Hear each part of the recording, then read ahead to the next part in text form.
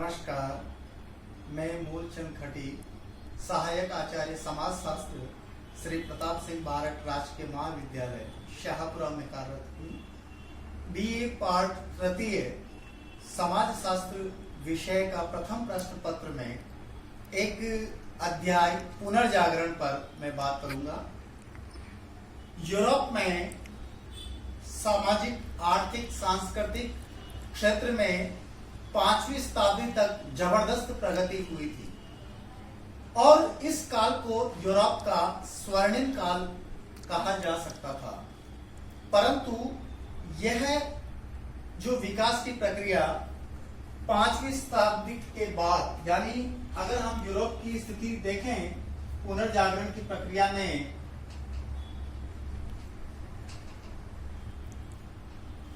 तो 3 स्टेज सामने आती है।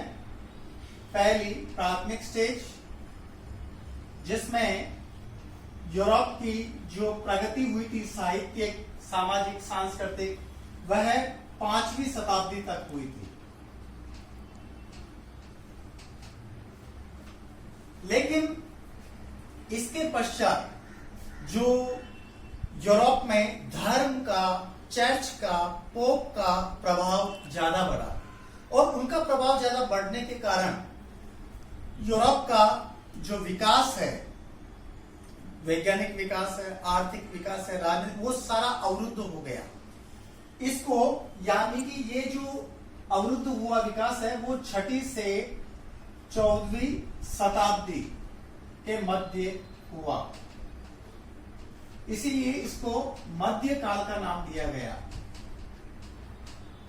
इस काल में कोई प्रगति नहीं हुई। रूढ़िवादी परंपरा, अंधविश्वास, जादू टोना और इस तरह की जो कंसेप्ट है जो विज्ञानवादिता से परे ले जाती है, आगे विकास की प्रक्रिया में नहीं बढ़ी है। विकास अवरुद्ध हो गया है 6वीं से 14वीं शताब्दी तक के बीच में। ये इसको मध्यकाल, जिसको हम कह सकते हैं अंधकार युग, इस काल को अंधकार युग भी कहा जाता है। परंतु प्रकृति का यह नियम है कि कोई भी अवस्था एक जैसी नहीं रहती है, वह निरंतर आगे बढ़ती जाती है। पुनर्जागरण के इस क्षेत्र में, यूरोप के इस क्षेत्र में भी यही हुआ। 14वीं शताब्दी के उत्तरार्ध में, यहां 14वीं शताब्दी के उत्तरार्ध में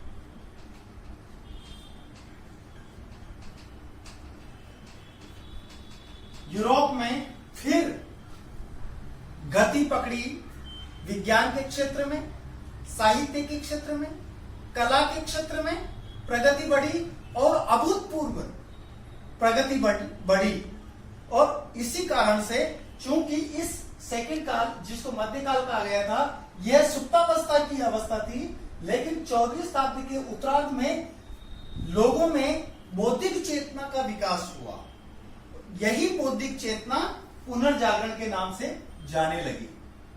अगर हम सारांश रूप में बात करें कि पुनर्जागरण क्या है, तो अंग्रेजी का रेनेसां शब्द से इसका अर्थ माना गया है। अंग्रेजी में रेनेसां, जिसका हिंदी में कहते हैं पुनर्जागरण। हालांकि रेनेसां शब्द जो है वो फ्रेंच शब्द है, जिसका तात्पर्य होता है पुनर्जन्म या नया जन्म। अब यहां जब इस संदर्भ में हम देखते हैं पुनर्जागरण का अर्थ, तो व्यक्ति की बौद्धिक चेतना के जन्म से है। यहां व्यक्ति के नए जन्म नहीं है, व्यक्ति की चेतना के नए जन्म से है। क्योंकि इस मध्यकाल के अंदर जो है व्यक्तियों की चेतना सुप्तावस्था में थी। धर्म का बहुत बोलबाला था, पोप की सत्ता महत्वपूर्ण थी, सामंत का प्रभाव था, तो लोगों में विज्ञानवादिता पर विश्वास, विज्ञानवादिता थी नहीं। लेकिन इस काल में, उत्तरार्ध में, विज्ञानवादिता का विकास हुआ, बौद्धिक चेतना का विकास हुआ, जिसके कारण से पोप की सत्ता को ठेस पहुंची और नवीन जो है अवधारणाओं का विकास हुआ। तो हम ये कह सकते हैं कि पुनर्जागरण के कारण कई क्षेत्रों में, सामाजिक, सांस्कृतिक, आर्थिक, कला, विज्ञान, भूगोल आदि क्षेत्रों में प्रगति देखी जा सकती है। यदि हम इसके कारण पर प्रकाश डालें तो पुनर्जागरण के क्या कारण रहे हैं, तो इसमें सबसे पहले अगर हम कारण की बात करें उससे पहले वास्तव में पुनर्जागरण में ऐसे क्या तत्व थे जिसके कारण से फिर से चिंतन की आवश्यकता महसूस हुई, यानी इसमें कुछ न कुछ तथ्य थे। तो अगर सबसे पहले हम बिंदु की बात करें तो इस कंसेप्ट ने स्वतंत्र चिंतन को जन्म दिया।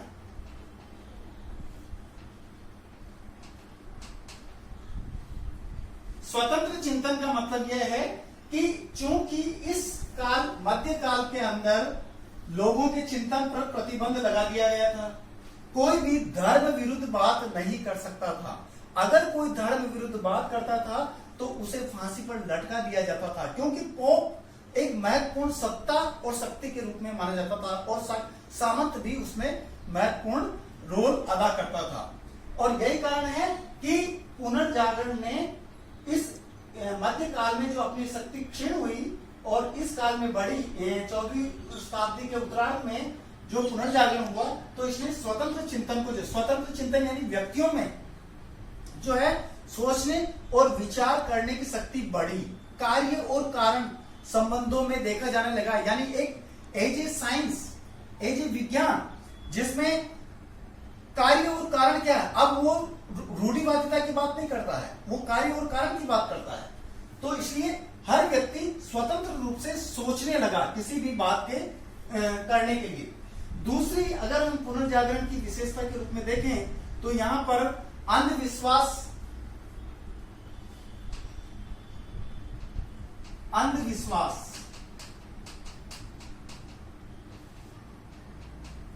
जादू टोना और परंपरा, ये जो स्थिति रही है, धर्म परंपरा, धर्म जो वहां कैथोलिक धर्म था और चर्च, चूंकि यहां पर चर्च का चूंकि मध्यकाल के अंदर अंधविश्वास ज्यादा था, यहां कहा गया है कि व्यक्ति को इस धरती पर जन्म लेना पाप है इस तरह, और यहां इस लोक के स्थान पर परलोक को सुधारना चाहिए।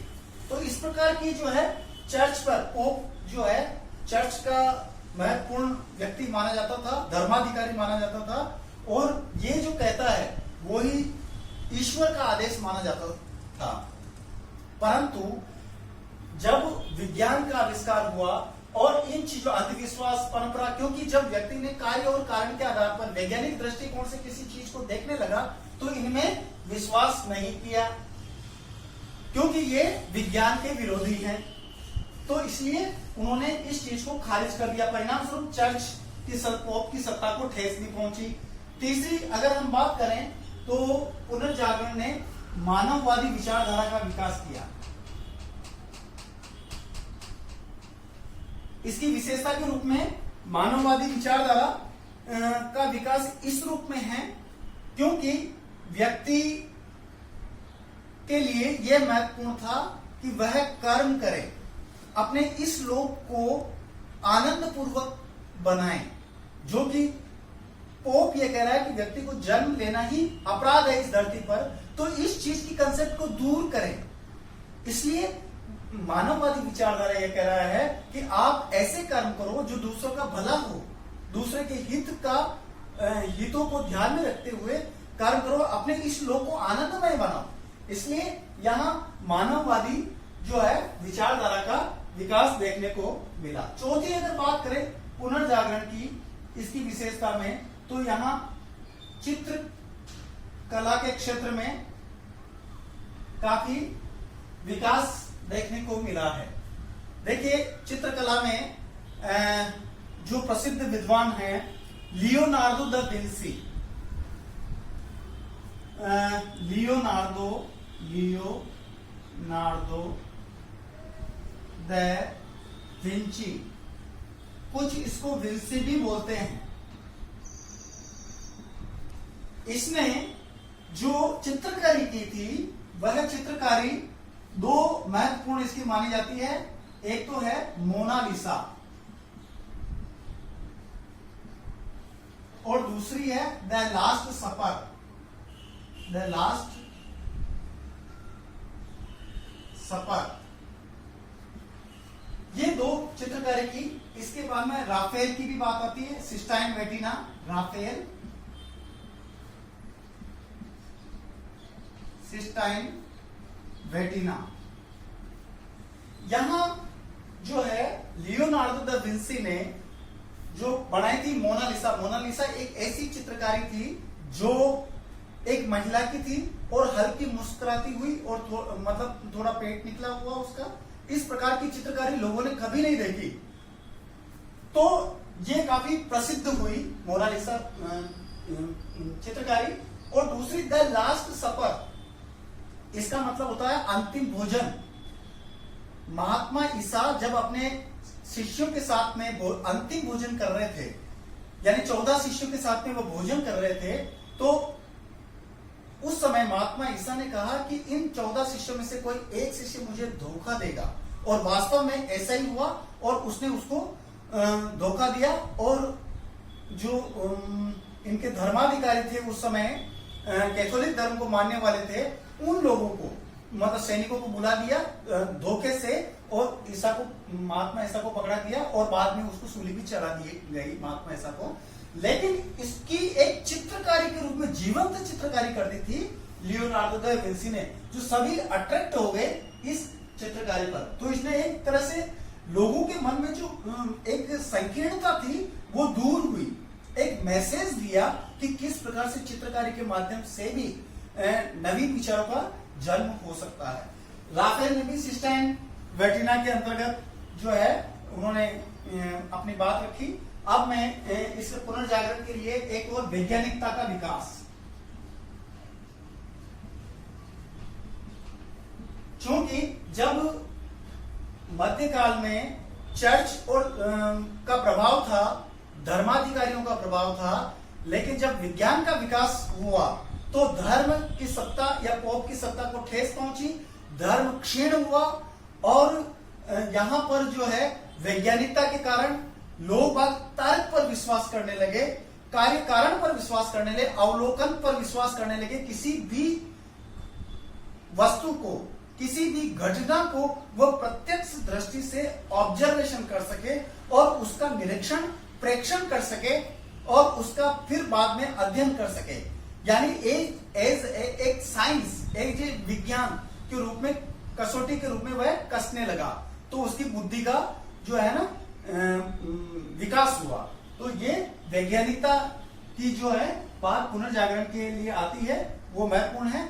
इसके साथ में जो सबसे बड़ी बात आती है पुनर्जागरण के लिए, वो है लोकल लैंग्वेज, यानी देशज भाषाओं का विकास होना। देशज भाषा पहले क्या है कि यूनानी भाषा और लैटिन भाषा का ही प्रचलन था, लेकिन अब जो साहित्य है, जैसे बड़े बड़े उस समय यूरोप के जो साहित्य हम मान सकते हैं, प्लेटो की द रिपब्लिक पुस्तक है, अरस्तु की एथिक्स एंड पॉलिटिक्स है, तो इन पुस्तकों का केवल लैटिन भाषा में या इस रूप में यूनानी भाषा के अंदर ही देखने को मिलता है। लेकिन अब इनका ट्रांसलेशन लोकल लैंग्वेज में भी होने लगा है, वहां के अलग अलग क्षेत्र के हिसाब से भी, तो लोगों की विचार शक्ति इसमें देखने को मिली है। तो यह कुल मिला के इन चीजों के कारण पुनर्जागरण के अंदर ये बात आती है। लेकिन अब जब हम इसके रीजन की बात करते हैं, कारण की बात करते हैं कि ऐसे कौन से कारण रहे हैं जिसके कारण पुनर्जागरण हुआ, तो कुछ कारण की अगर हम बात करें इसमें, तो सबसे पहला जो कारण आता है वो आता है धर्म युद्ध। धर्म युद्ध, देखिए जो ही धर्म युद्ध की हमारे बात आती है जहन में, तो इसमें एक ऐसा क्षेत्र, यानी इस्लाम को मानने वाले मुसलमानों में और ईसाई धर्म को मानने वाले लोग ईसाइयों में, इसमें दोनों के बीच में लगभग 200 साल तक जो है ना युद्ध हुआ, 200 वर्ष तक यरूशलेम के अधिकार को लेकर। क्योंकि यरूशलेम जो है, यरूशलेम, यह इसको जेरूशलेम भी बोलते हैं, जेरूशलेम, यरूशलेम या जेरूशलेम, जो कि यह ईसाइयों का पवित्र तीर्थ स्थल था, और इस स्थल को लेकर के मुसलमानों में और ईसाइयों में लगभग 200 साल तक संघर्ष हुआ। लेकिन इस संघर्ष के कारण जो है पूर्वी लोग, यूरोपीय लोग जो है वो पूर्वी देशों के संपर्क में आए, और उन पूर्वी देशों के जो संचित ज्ञान है उनसे उन्होंने काफी कुछ चीजें सीखी, जैसे तर्क है, विज्ञान है, उन चीजों को सीखा। और यहाँ तक कि वहां के व्यापार वाणिज्य का भी विकास हुआ, और लोग व्यापारिक केंद्र, व्यापार के माध्यम से भाई के पूर्वी देशों में कौन सी खास चीज है, तो उन चीजों की डिमांड पश्चिमी देशों में बढ़ने लगी। तो इस प्रकार से लोगों के विचारों में आदान प्रदान होने लगा। तो कहने का मतलब यह है कि इस धर्म युद्ध के कारण पुनर्जागरण का विकास हुआ है। दूसरी अगर हम बात करें व्यापार एवं वाणिज्य का विकास, व्यापार एवं मध्य युग में जो है अधिकांश भूमि या तो पोप के पास में, चर्च के पास में रहती थी, या फिर सामंतों के पास में रहती थी। परंतु इन लोगों को ये डर था कि कहीं क्रांति नहीं हो जाए, यानी ये विज्ञान के प्रति डर, विज्ञान को एक्सेप्ट नहीं करते थे, वैज्ञानिक दृष्टिकोण को एक्सेप्ट नहीं करते थे। इनका मानना है कि अगर वैज्ञानिक दृष्टिकोण है तो ये अंधविश्वास है, परंपराएं हैं, धर्म है, चर्च है, इनको नहीं मानेंगे लोग, इसलिए वो इसके प्रति डरते थे। तो इसी कारण से जब इनसे सत्ता, इन लोगों के पास व्यापार और वाणिज्य की जब हम बात करते हैं तो व्यापार और वाणिज्य में वैज्ञानिक प्रगति को माना जा सकता है, क्योंकि सामंत लोग इनको तवज्जो नहीं देते थे। तो व्यापार कहां होते थे? जहां बड़े बड़े नगर होते थे, और नगरों के अंदर लेखक, साहित्यकार, कलाकार आदि लोग होते थे, तो जिसमें मध्यम वर्ग होते थे। तो इसलिए जो बड़े बड़े व्यापार और वाणिज्य के कारण नगरों का विकास भी हुआ, यानी बड़े बड़े नगर बने, और नगर में व्यक्ति स्वतंत्र विचार के व्यक्ति हुआ करते थे, स्वतंत्र विचारधारा वाले व्यक्ति थे। इस कारण से व्यापार और वाणिज्य के कारण भी जो है, अब चूंकि व्यापार केवल पूर्वी देश के लोग ही नहीं, पश्चिमी नहीं, पूर्वी देशों के संपर्क में आने के कारण, और इनके संपर्क में कौन लाए? अरबवासी, अरब वासियों को, मंगोल को जाता है इनके बीच में संपर्क लाने का। और जो ही ये वैचारिक आदान प्रदान हुआ तो व्यापार और वाणिज्य का विकास भी होने लगा। तीसरी अगर हम बात करें तो अरबों की सेवा, अरब कंट्रीज जो है, अरबों की सेवा,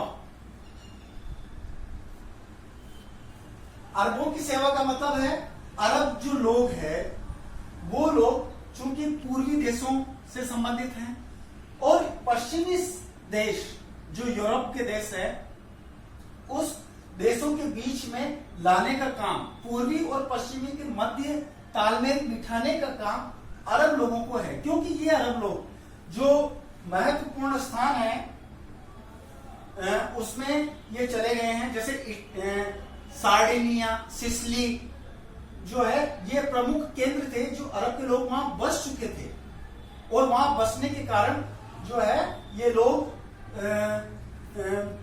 काफी कुछ प्रगति की, और वैचारिक आदान प्रदान भी इसी समय देखने को मिलता है। स्पेन भी इसी के अंदर माना जा सकता है। और इसके अलावा चूंकि पश्चिमी समाज के अंदर यानी यूरोप में प्लेटो का जो दर्शन है वो द रिपब्लिक में मिलता है, और अरस्तु का जो विचार है वो एथिक्स एंड पॉलिटिक्स पुस्तक में मिलता है। तो उसका वो प्रभाव था, तो उनके विचारों का भी प्रभाव दूसरे लोगों पर पड़ा। अगली बात अगर हम करें, चौथी बात, तो इसमें आता है मंगोल साम्राज्य। मंगोल साम्राज्य की अगर हम बात करें तो 13वीं शताब्दी की बात हमें करनी पड़ेगी, और ये मंगोल साम्राज्य है चाइना के अंदर, जो 13वीं शताब्दी में कुबलई खान जो एक महत्वपूर्ण शक्तिशाली शासक के रूप में माना जाता था। ये वह शासक था जिसके काल में साहित्यकार, कलाकार, चित्रकार, वैज्ञानिक लोग सारे जो है महत्वपूर्ण कार्य करते थे, और इस कुबलई खान ने इन लोगों को आश्रय प्रदान कर रखा था। कि वो इसके शासनकाल में आए और अपनी प्रगति करें, वैज्ञानिक प्रगति करें, भौगोलिक प्रगति, इस प्रकार से नए देशों की खोज करें। इस प्रकार का कार्य मंगोल यानी कुबलाई खान के शासनकाल में हुआ। और देखिए सबसे बड़ी बात तो है कि पेकिंग जो है मंगोल, इसमें कुबलाई खान इस समय पेकिंग एक बहुत बड़ा जो है व्यापारिक केंद्र बन चुका था, सांस्कृतिक केंद्र बन चुका था पेकिंग उस समय कुबलाई खान के समय में। और अगर हम पांचवी बात करें तो इस समय विद्वतापूर्ण विचारधारा की बात कर सकते हैं। इसका कारण पुनर्जागरण का जो कारण है, कारण विद्वतापूर्ण विचारधारा। देखिए क्रांति जब आती है तो वो वैचारिक क्रांति होती है, विद्वान लोगों के द्वारा होती है। और ये विद्वान लोग चूंकि यूरोप के अंदर उस समय स्कॉलिस्ट विचारधारा थी, स्कॉलिस्ट विचारधारा के अंतर्गत जैसे अरस्तु का विचार था उस समय प्रचलन में था, और प्लेटो का विचार था, और जूलियस आगस्टन उसका भी विचारधारा महत्वपूर्ण मानी जा रही थी। इसके लिए एक और बात आती है जो फ्रांसिस बेकन है, उन्होंने कहा भाई कि इस विद्वतापूर्ण विचारधारा का उसने आलोचना भी की कि भाई इसमें कुछ कमियां हैं, चाहे वो किसी भी विद्वान ने दी है, अगस्टस ने दी है, तो उसमें कुछ कमियां हैं, तो उसको उस कमी को सुधारने का उन्हें मौका मिला है। तो उसने फ्रांसिस बेकन है, उसने इसका आलोचनात्मक अध्ययन भी किया। तो लोगों में जो उसकी बंद पड़े दिमाग है वो खुलने लगे, और वो उन्होंने सोचने के लिए मजबूर हो गए कि ऐसा भी हो सकता है, यानी कार्य और कारण की बात कर सकते थे। और इसके बाद में जो एक और चूंकि पुनर्जागरण होता है, कागज और छापे खाने का आविष्कार, कागज और छापा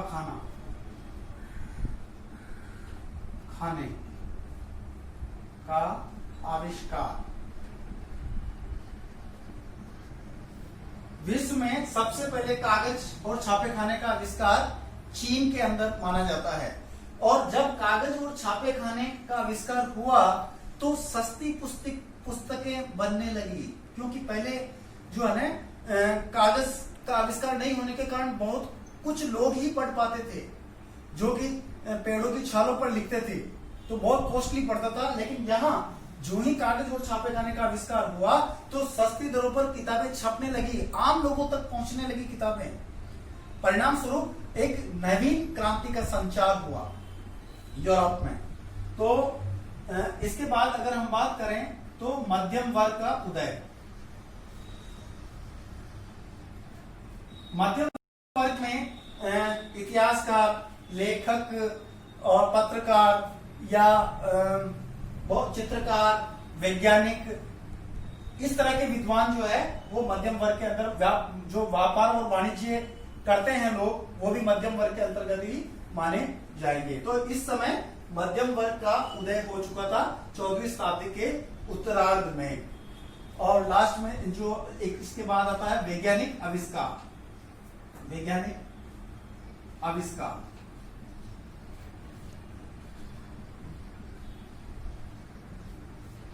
देखिए धर्म और विज्ञान दोनों पूरक है, अलग है, विपरीत है। क्योंकि जहां धर्म है वहां विज्ञान नहीं है, और जहां विज्ञान है तो वहां हर चीज को कसौटी पर कसा जाता है। तो ऐसे ही यूरोप के अंदर 14वीं शताब्दी के उत्तरार्ध में यानी 15वीं शताब्दी के पश्चात इस तरह की घटनाएं होने लगी, जिसमें कुछ विद्वान जो है वैज्ञानिक दृष्टिकोण से अध्ययन करने लगे। जिसमें हम अगर कहें तो रोजर बेकन का नाम आता है। रोजर बेकन ने भी वैज्ञानिक दृष्टिकोण से अध्ययन किया। और टालमी का नाम आता है, सबसे पहले टालमी, जिन्होंने कहा कि पृथ्वी जो है वो ब्रह्मांड में स्थित है, पृथ्वी ब्रह्मांड में स्थित है और अन्य ग्रह पृथ्वी के चारों ओर चक्कर लगाते हैं। ये सबसे पहले टालमी ने कहा था। परंतु फिर उसके बाद में कोपरनिकस आया, तो कोपरनिकस ने कहा कि टालमी ने जो कहा है वो गलत है। कोपरनिकस उसने कहा कि पृथ्वी सूर्य के चारों ओर चक्कर लगाती है, न कि सूर्य पृथ्वी के चारों ओर चक्कर लगाता है। यानी सबसे पहले इसने वैज्ञानिक बात कही कोपरनिकस ने। जब इसकी बात आगे पहुंची तो ब्रूनो नामक एक व्यक्ति है, उसने कोपरनिकस के विचारों का प्रचार प्रसार किया। परिणाम स्वरूप पोप ने जो है उसने ब्रूनो को जो है सूली पर चढ़ा दिया, यानी मृत्युदंड दे दिया गया था। यानी कि इस समय भी लोग अगर धर्म के विरुद्ध बात करते तो उसको मौत की घाट उतार दिया जाता था। तो कोपरनिकस ने जो है अपनी वैज्ञानिक दृष्टिकोण से बात रखी थी। और इसके बाद में केपलर जो है उसने कोपरनिकस के सिद्धांत को स्वीकार किया और इसका एक्सेप्ट करते हुए प्रचार प्रसार भी किया केपलर ने, और इसके विचारों का समर्थन किया। इसके बाद में गैलीलियो जिसने दूरबीन का आविष्कार किया, न्यूटन ने ग्रेविटेशन पावर गुरुत्वाकर्षण शक्ति का सिद्धांत दिया। तो ये ऐसे वैज्ञानिक आविष्कार हुए हैं जिसके कारण व्यक्ति के जो मानसिक चेतना है, बौद्धिक चेतना है, उसका विकास हुआ है। इसके साथ में जो है अगर हम बात करें तो अंतिम जो है वो है नए देशों की खोज।